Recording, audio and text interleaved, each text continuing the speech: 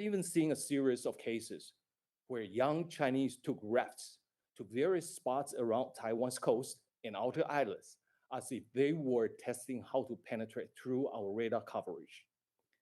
Few in Taiwan envy the job of the defense minister, but honestly, even fewer envy the job of the foreign minister. The silent diplomatic war has been going on for many years. The Chinese Foreign Ministry has mission to take out our diplomatic allies and sabotage our relations with like-minded partners who do not have diplomatic relations with us. The Chinese also block us out of major international organizations by citing UNGA Resolution 2758, even though the resolution says nothing about the status of Taiwan.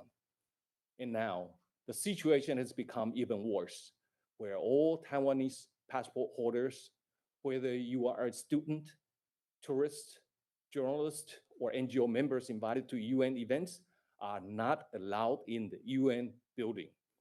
There's a sign at the entrance demanding us to use documents issued by the Chinese government. And you are right, average Taiwanese makers, but not for the Ministry of Foreign Affairs. In addition, our nomenclature in various international public and private organizations, airlines, and contests and games has been changed from Taiwan or the Republic of China to Taiwan, China, or Taiwan Province of China. And the trend continues with the latest by Fitch Ratings and Moody's. The Chinese keep waging these aggravating maneuvers against the Taiwanese. But when I point out that this is not my real name is Taiwan, the Chinese will scream and accuse me of being provocative. In fact, I've been branded lately by the Chinese for trying to make corrections of what they have done to us as being too provocative that they will pursue me for the rest of my life. Dear friends, I used to be in academia like Dr. Diamond and many of you present today. I tend to look at the larger picture, a global strategic picture, to understand the dynamics. And this helps me maintain a clear eye on where Taiwan stands and how to safeguard our national interests by pursuing appropriate foreign policies and relations. And what I see is an intense strategic competition posed by China's expansionism. The fall of Hong Kong as a shining beacon of liberalism is very telling. It sent a chill through the Taiwanese people that it is what the Chinese government is capable of in confiscating freedom and human rights. And if Hong Kong is not enough for us to worry, how about Xinjiang? Not to mention that the Chinese government is now exporting its digital means of control to other countries. If you call this an ideological war, Taiwan happens to be on the front line. Taiwanese people are proud to embrace freedom and democracy. But deep down, we also understand that this is what the Chinese Communist government cannot condone. It wants to have more control beyond its own population by infiltration, influence operation, and disinformation campaign, and etc. But Taiwan's democratic success proves its draconian model of governance unfit. As long as the ideological warfare goes on, Taiwan will continue to face the threat of invasion. The Chinese expansion in the East and South China Seas is already very obvious. But I see some countries in my neighborhood wanting to have American protection while hanging on to the economic benefit provided by China. I see a gradual expansion of Chinese influence over the Pacific with the fall of Solomon Islands in 2019. The Chinese are now coming to the doorstep of Australia. The string of pearls strategy and debt traps in the Indian Ocean are a subject studied for more than a decade. In Africa, I'm not sure any country can compete with China for political and economic influence.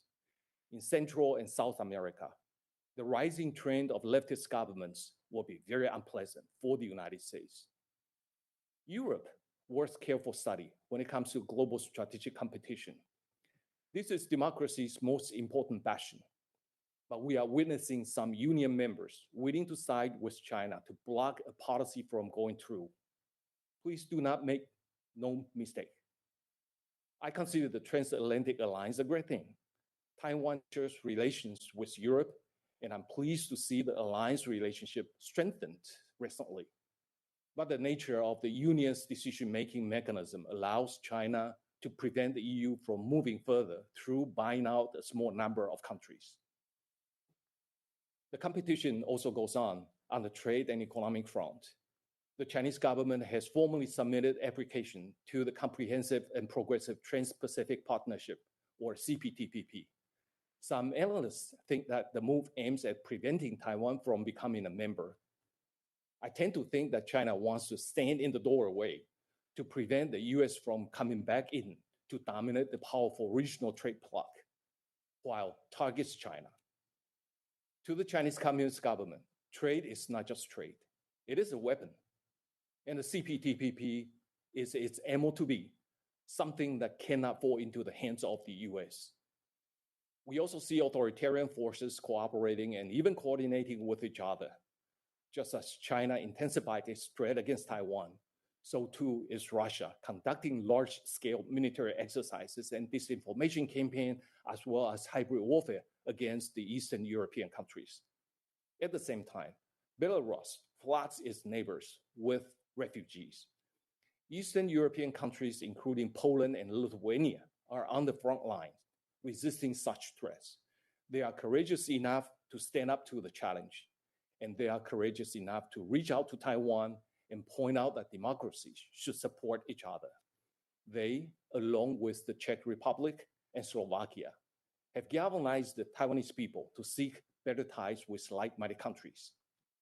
However, authoritarian threats cannot be reversed by courage alone, and our friends in Europe are right to point out that EU and NATO can do more to protect their member states when threatened by rogue actors. The global strategic picture is putting Taiwan on the spotlight, and we understand perfectly our responsibility. We need to stand up to the military threat and strengthen our own defense capability. We also need to continue pursuing a policy of prudence to deny the Chinese any excuse to launch an attack. Under President Tsai's leadership, this policy of prudence has prevented cross-strait conflict over the years, and it has won appreciation from our major international partners. At the same time, we need to continue to strengthen relations with like-minded countries. With great effort, our relations with the US, Japan, Australia, India, and some Central Eastern European countries have reached new heights. We have also won the international attention on the importance of peace and stability over the Taiwan Strait. I think we have been doing the right thing so far when it comes to our foreign relations. My dear friends, successive US administrations have called Taiwan a force for good in the world. We have been making significant contributions to the good causes and working closely with the United States, whether it is North Korea sanctions, religious freedom, counter-terrorism, or democracy and human rights promotion. We also work with the US and Japan by using Global Cooperation and Training Framework, or GCTF, as a platform to benefit the countries in the Indo-Pacific on various issue areas, such as cybersecurity, countering disinformation, maritime security, energy security, environment protection, public health, and HADR. We are proud of these cooperation programs, and we believe that there are many more good things we can do together with the US, Japan, and other like-minded partners. Dear friends, I sure wish that China would stop threatening us militarily and harassing us diplomatically so that we can do more good things for the world. Unfortunately, this is not the fact of life for Taiwan's foreign minister or for Taiwan's relations with China.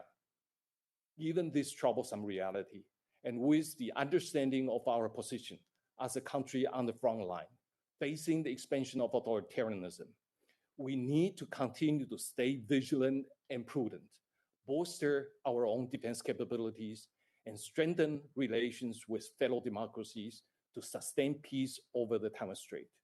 And I look forward to making this advancement with you wherever and whenever possible. Thank you very much, and I will welcome questions.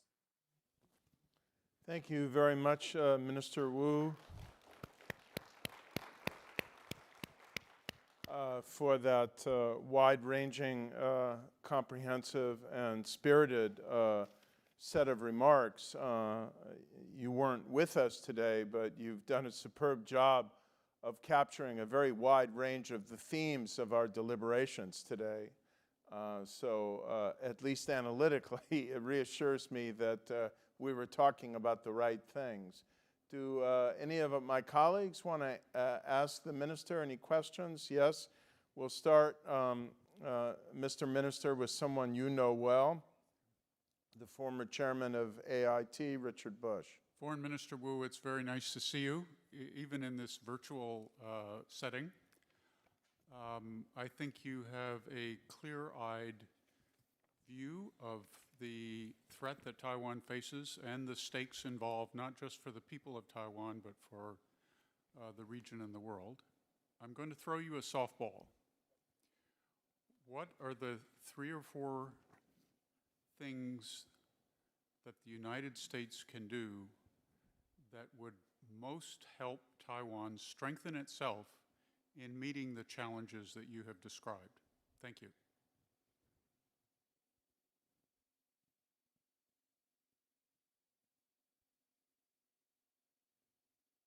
Okay, I'll just go ahead and answer the question from my old friend, Richard. Even though I'm not able to see you on the screen, but it's wonderful to hear your voice. And this is a very important question for us to think about in thinking about how to move Taiwan's relations with the United States further. I have to clarify first, even though I'm going to say things that I hope we can do together with the United States, but Taiwan's relations with the United States have been very good already. And it's our view, it's also the US administration's view, that the relations between Taiwan and the United States is in its best form so far. And we are very happy about that. And I would like to congratulate those who have been working on the Taiwan-US relations. There are several things we think that are very important for us to continue to pursue in our relations with the United States. The first, of course, economic and trade. It is very important for the United States to resume the TIFA dialogue with Taiwan in June this year. But of course, it shouldn't stop there. Our ultimate goal is a FTA or bilateral trade relations with each other. And we have been advocating for that for a long time. And many good friends in the US and in Taiwan have also been advocating for that, especially after we knock out the barrier in the Taiwan-US trade relations, i.e. the pork importation containing rictobamine. The reason why a trade agreement is important in between Taiwan and the United States is for strategic reason. If you look at the situation Taiwan is in, we face multiple and multifaceted threat coming from China. The Chinese government is trying to prevent Taiwan from having trade relations or trade agreement with other countries. And the United States is the most important country for us. And if the United States is able to have a trade relations with us or trade agreement with us, I think it will serve as an example for other like-minded countries to pursue a trade agreement with Taiwan. And I think the United States is also looking at China's outward expansionism, also on the trade and economic front. And I think the best way for the United States to deal with the kind of aspect is to have more trade relations with other like-minded countries or partners in this region. And if you look around this region, Taiwan is probably the only country, the most important countries in this region, that the United States does not have a trade agreement. So I would urge the administration to consider very seriously for a bilateral trade relations. But before that is taking place, we also hope that a digital trade agreement can start the deliberation and discussions. And that is also very important. And other things would include more security relations with each other. And again, I have to admit that the security relations between Taiwan and the United States is very good. And in our eyes, the continued cooperation in between the two sides is outstanding. But we still think that there can be more that we do together. For example, to discuss with Taiwan on all kinds of possible scenarios so that Taiwan can make better preparation. And in fact, there's some discussions going on. And if the discussion can intensify to help Taiwan's defense capabilities, that would be wonderful. And another area is coming to the Ministry of Foreign Affairs. We continue to think that better political or diplomatic ties with Taiwan is very important. Even though somebody would say symbolism should be given way to substance. I agree with that. Substance is very important. But in Taiwan's relations with the United States, very often, symbolism is also substance. So I would think that we need to consider all aspects of the relations between Taiwan and the United States on political or diplomatic area and see what we can achieve more. Just give you some examples. I have been able to visit some European countries and give open remarks or participate in some open discussions or conferences. I think that should also be the case for the United States.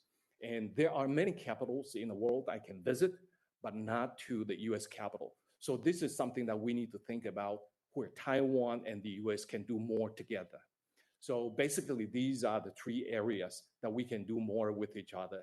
But let me say it once again, Taiwan-US relations have already been a very good state, and we will continue that trend. Well, one reason why these relations have been so good is that the Congress has been so supportive, and Shirley Khan has been engaging and supporting the Congress for a very long time from the Congressional Research Service. So, Shirley, you have a question? Hi, this is Shirley. I know you cannot get to Washington, D.C., and I think a lot of members of Congress would love for you to get there, but you've gotten pretty close to Washington, D.C. So you were talking about, I want to focus on one thing, and that's in your purview.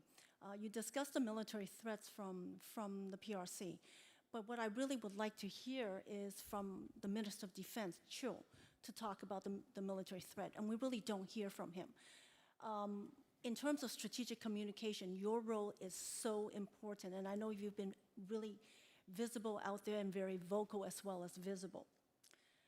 Focusing on the question of UN Resolution 2758, a favorite topic of yours as well as mine, I have urged for years that we should have our diplomats rebut this big lie from China that Resolution 2758 of 1971 somehow determined that Taiwan is part of China, when that is completely false. It is fake news.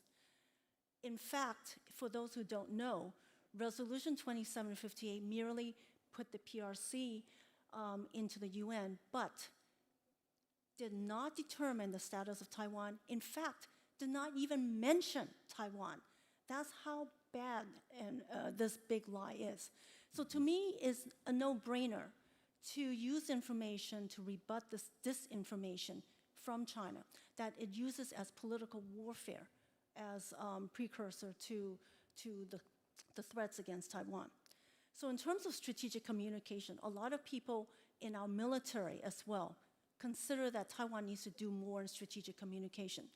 So two questions concerning 2758. One, do you think that someone like you might be able to put an article in, for example, the New York Times, to explain how 2758, with the 40th anniversary coming up, really has nothing to do with Taiwan? And this would improve Taiwan's grassroots as well as public diplomacy. Second part of the question, in terms of dealing with our side in the US government, even though I've urged for us to rebut 2758 at the UN and other places, to me it's a no-brainer. Yet, somehow we can't find the will to do it. What do you think are the obstacles to US diplomats rebutting 2758, and how would you like us to overcome such obstacles? Thanks. Okay. Thank you very much, Shirley. It's wonderful to hear your voice. And again, it's been a long time.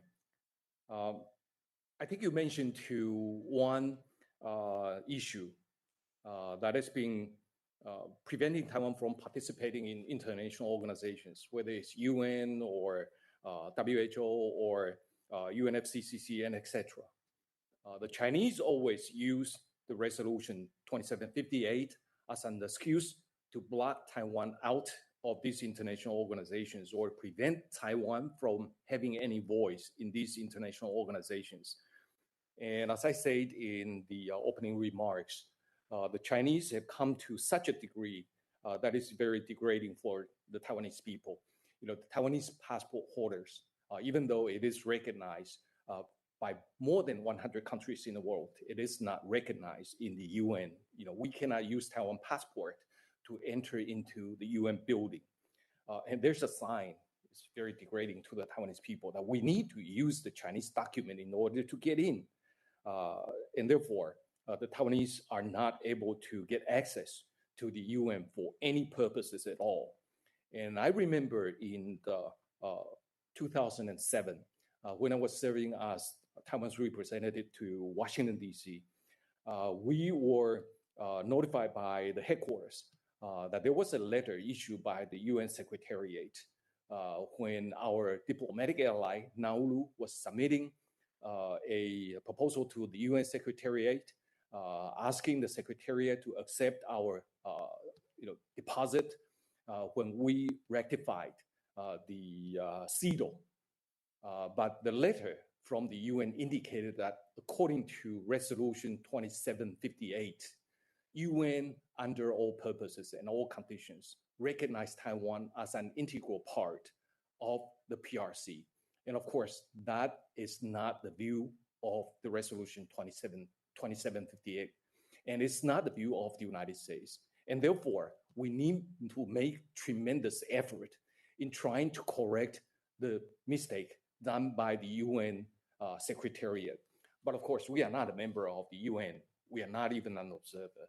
And the Chinese have become so powerful inside the Secretariat, and therefore they can continue to impose the Chinese view on the UN Secretariat.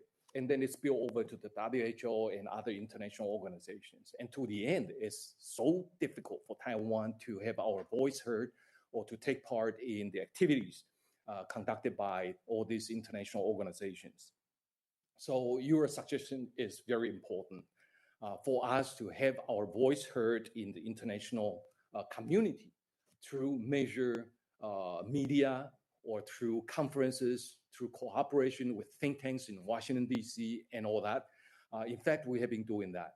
I have written numerous articles published worldwide, and I always cite Resolution 2758, not an excuse to block Taiwan out. And we'll continue to do that. And thank you for making that suggestion for me to write an op-ed on the New York Times, and I'll try to do that. The second is the US government. I think in 2007, the US government may have taken the issue to the UN Secretariat and asked the UN Secretariat to stop manipulating the Resolution 2758 to the degree where the United States is thinking that if the UN Secretariat continues to manipulate that resolution, the United States may openly distinguish itself from the UN position. So that is what's being on the media. And I think the United States understands that the Chinese government has been imposing its view on the Secretariat of the UN to manipulate Taiwan's participation. And we understand that the United States may consider doing something. And Taiwanese government will continue to discuss with the US government on how to make a correction of the Secretariat of the United Nations view on Taiwan's role in the UN.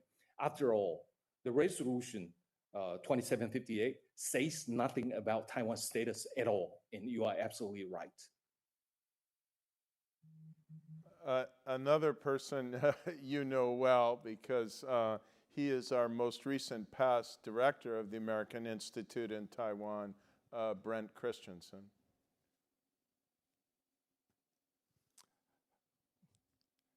Hello, Foreign Minister Wu, or Joseph, may I call you that? It's really delightful to see you. And thank you for your very clear explanation of the challenges that you are facing as Foreign Minister. I'm well aware of what those are, but you have explained them well. I wonder if you described how the PRC is working very hard to sideline Taiwan and exclude Taiwan from international activities. I wonder if you could comment a little bit about the global cooperation and training framework and how that has allowed Taiwan to have more of a voice in international affairs. Anyway, thank you very much. It's great to see you. It's wonderful to hear you, Brent, my dear friend. GCTF is a great invention by the State Department, and we appreciate that very much. Back in 2015, MOFA and the State Department signed that agreement on GCTF, and of course, going through the AIT and TECRO. And what that does is for Taiwan to host conferences or workshops on those issues that will benefit the regional actors. Issues such as what I mentioned in the opening statement, cybersecurity, disinformation, HIDR, women's empowerment, environment protection, or public health, where Taiwan has been doing wonderful jobs. And we are willing to make contributions to the countries in this region. And so far, we have been conducting so many forums, and we have taken so many experts and officials in this region for training purposes. And we consider that as a success. And I think GCTF is a great thing for us to work together to benefit the people in this region. And perceptually, I think GCTF is also a wonderful way for Taiwan to avoid China's attempt to block Taiwan's international participation, because international participation takes place inside Taiwan. And the members of the international community will come to Taiwan for those purposes. And this is benefit to the countries in this region. And we will continue to do that. And beginning from January 2019, our very good friend, Japan, has also latched on as a co-organizer of the GCTF. So this is something that we can see very clearly as Taiwan-US-Japan trilateral cooperation framework. For many years, many people are thinking that Taiwan, US, Japan should work more closely with each other. And GCTF has already done that. And these may not be focusing on traditional security areas, but many issues discussed in the GCTF are non-traditional security areas, like the ones I identified a little bit earlier, whether it's maritime security or energy security or HIDR or cybersecurity. And it's wonderful that Taiwan, the United States, and Japan can work very closely with each other on those issues. And we have been expanding the participation for those who want to co-organize with Taiwan. For example, Australia has been working together with us, and some countries in Europe are also working together with us. And we will try to continue to expand our co-organizers. And there will be more, because I see the rosters down the road, and it's very good that this has already caught the international attention. That working together with Taiwan under the GCTF is going to benefit the countries in the region. And we also discussed with the AIT when the brand was still here in Taiwan to franchise the GCTF, to have the GCTF held in different regions.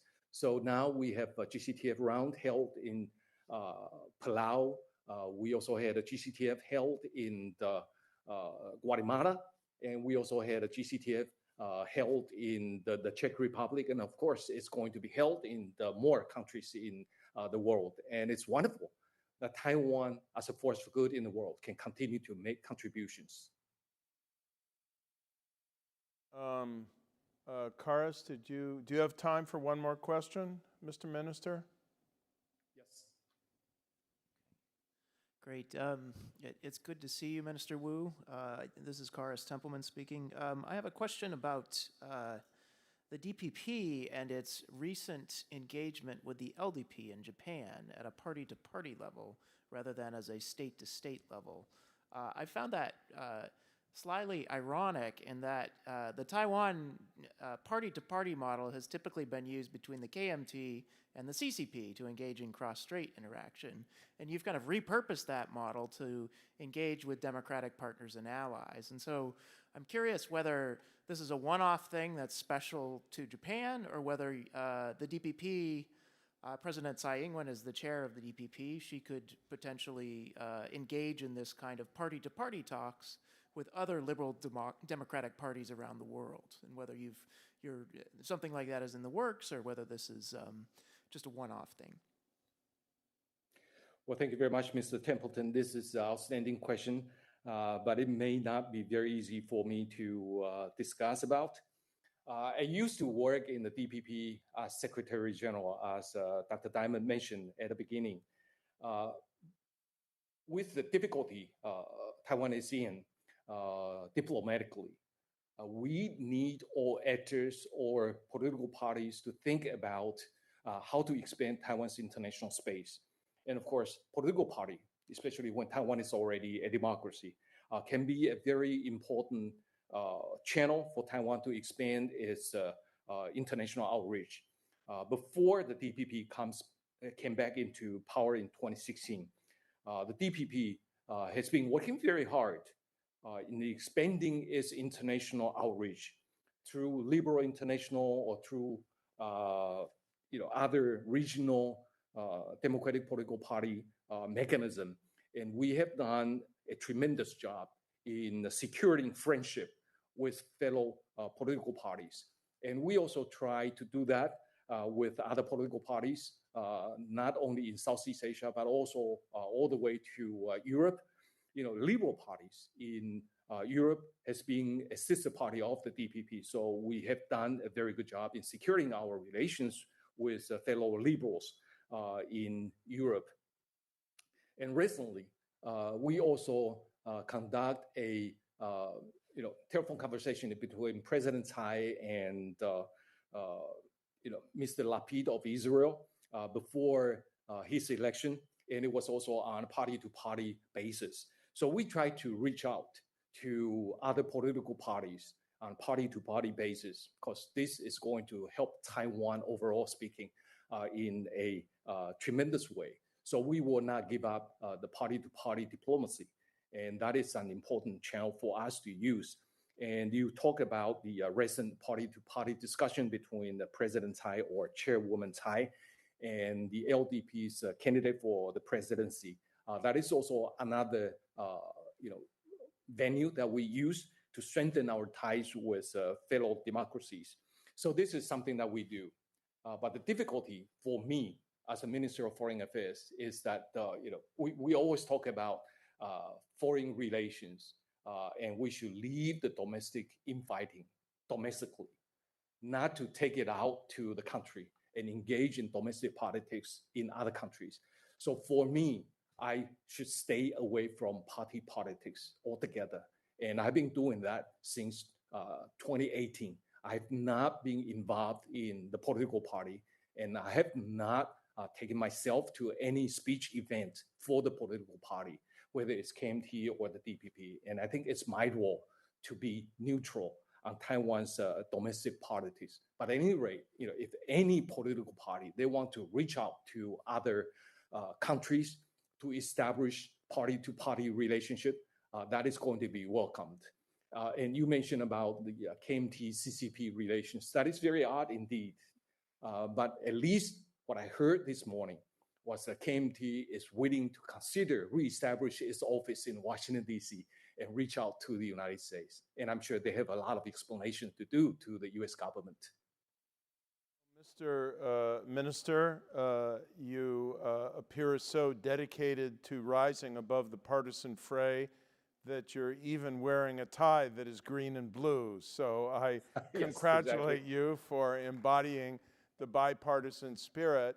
I would like to note in closing that many of us who've been involved in this project of studying Taiwan and its democratic accomplishments and its increasingly formidable security challenges very much hope to gather together in a delegation to come visit you directly in Taiwan when your public health officials judge that the circumstances will permit it safely. So I want to reiterate our interest in doing that. And I want to note for the benefit of our audience in conclusion that I was very pleased to hear when I was in Washington last week that the World Assembly of Democracy is going to meet late next year at the invitation of Taiwan. Several hundred Democrats will assemble there, again, circumstances permitting. So thank you for facilitating that. Thank you for your spirit of nonpartisanship and your commitment to democracy and Taiwan's security.